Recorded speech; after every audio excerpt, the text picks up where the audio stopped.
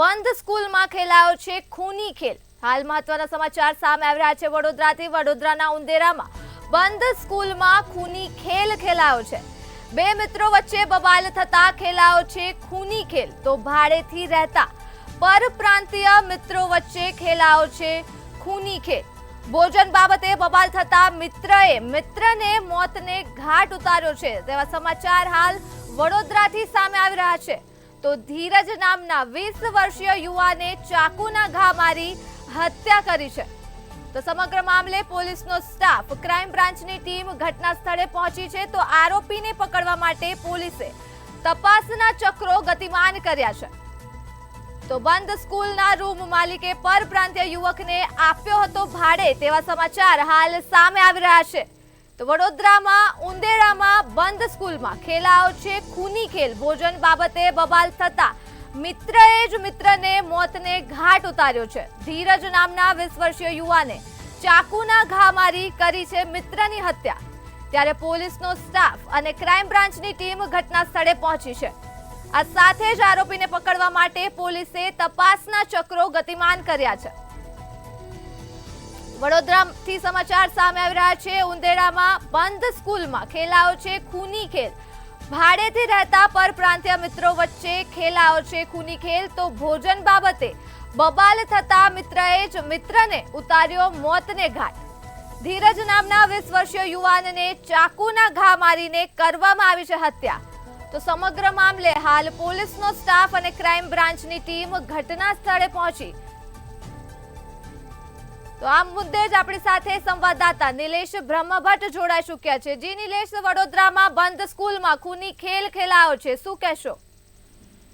જી, સંસ્કારી નગરી ગણાતી વડોદરામાં હવે હત્યાના કેસો વધતા જાય છે, ત્યારે ફરીદવાર વડોદરાના ઉંદેરામાં બંધ સ્કૂલમાં ખૂની ખેલ ખેલાયો છે। બંધ સ્કૂલમાં ભાડેથી રહેતા બે પરપ્રાંતીય મિત્રો વચ્ચે બબાલ થતા આ ખૂની ખેલ ખેલાયો હોવાની માહિતી છે। બે મિત્રો વચ્ચે ભોજન બાબતે બબાલ થતા એક મિત્રએ બીજા મિત્રને મોતને ઘાટ ઉતાર્યો છે। આરોપી ધીરજ સુરેશ દાસે તેના જ મિત્ર આયુષ યાદવ નામના યુવકની ચાકુના ઘા મારી હત્યા કરી।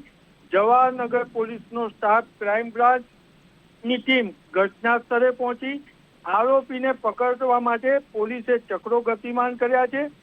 બંધ સ્કૂલના કેટલાક રૂમ માલિકે પરપ્રાંતીય યુવકોને ભાડે આપ્યા હતા। બંને યુવાનો એન્જિનિયરિંગ કંપનીમાં કામ કરતા હતા અને કોન્ટ્રાક્ટ પર હતા તેવી પણ માહિતી મળી રહી છે। એક રૂમમાં 4 યુવાનો રહેતા હતા અને સમગ્ર મામલે ડીસીપી ઝોન 1 જુલી કોઠિયાએ આ બાબતનું નિવેદન પણ કર્યું છે। ત્યારે સવાલ એ ઉભો થાય છે કે જે બંધ સ્કૂલ હતી તેમાં પરપ્રાંતિયોને રૂમ ભાડે આપ્યા, તો શું પોલીસ સ્ટેશનમાં જાણ કરવામાં આવી હતી ખરી? એટલે ક્યાંક ને ક્યાંક પોલીસ પણ આવી જગ્યાએ આંખ આડા કાન કરતી હોય તેવું નાગરિકો ચર્ચા કરી રહ્યા છે। ત્યારે આ વડોદરા શહેરમાં ફરીથી ખૂની ખેલ ખેલાયો છે અને જે બાતમીદારો છે તે આરોપીની બાતમી આપી રહ્યા છે, ત્યારે જ પોલીસ આરોપીઓ સુધીને પહોંચે છે તેવી પણ અત્યારે ઉંદેરામાં ચર્ચા છે। જી નિલેશ, સમગ્ર માહિતી બદલ આભાર। તો હાલ મહત્વના સમાચાર સામે આવી રહ્યા છે વડોદરાથી। વડોદરામાં ઉંદેરામાં બંધ સ્કૂલમાં ખેલાયો છે ખૂની ખેલ। તો બે મિત્રો વચ્ચે બબાલ થતા ખેલાયો છે ખૂની ખેલ। ભોજન બાબતે બબાલ થતા મિત્રએ જ મિત્રને ઉતાર્યો મોતને ઘાટ। તો સમગ્ર માહિતી હાલ સામે આવી રહી છે વડોદરાથી। બંને યુવાનો એન્જિનિયરિંગ કંપનીમાં કામ કરતા હતા તે સમાચાર પણ સામે આવી રહ્યા છે।